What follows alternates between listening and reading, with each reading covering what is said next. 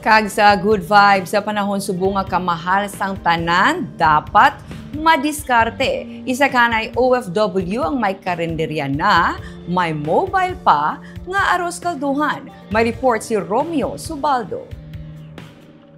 May duha na ka branches ang karinderya ni Richelle Fernandez pero yari siya sa gihapon sa may biya sa kinodrive sa Bacolod City. Nagadrive sang iya nga mobile aros kalduhan.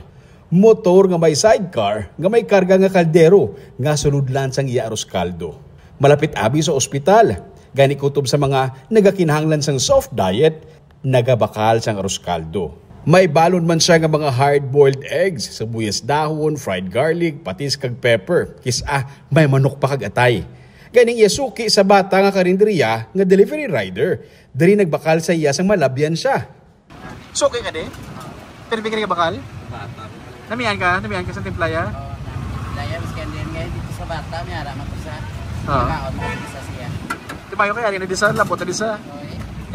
Nagalibot siya, kung kisa, nagasaylo man siya. Kung kisa, duha pa lang ka oras, ubos na ang aros kaldo niya. May suki na siya gani nga mga dialysis patient, kag mga empleyado sang butika sa palibot. Kilala mo na iba yung mga pasyente? Oo, regular na. Request na kayo sa akong kung dapat muna yung ahos lang. Meron na. Grabe, sir, ikaw business owner, ikaw pagalibot? Oo. Madiskarte ka dyan dapat. May estudyante na mo. Si Richelle, anay OFW, nagpauli sa Pilipinas, nag-empleyo, kag sang ulihi, nagnegosyo. Hilig niya abi ang magluto, gani ini ang ginakasakuan niya sa karon. May mga tion nga gakaulanan man siya, ang mabudlay pagid, kung may malipatan siya nga mga butang. Tapos food preparation mo dapat complete okay.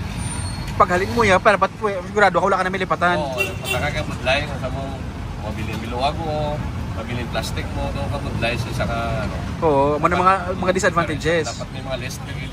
Oo. Pero ang bintaha naman kuno sa mobile store, wala sang renta. Kag syempre, nagapalapit ka mismo sa imo customer. Bisan may duha na ka mga branches ng karinderya, nagalibod pagid siya. Kinahanglan kuno sa panahon subong mangin madiskarte. Dapat i-bolt ka, may makita ka bag mo, dapat i-consider na nga sa, dapat open-minded na consider na nga sa opportunity.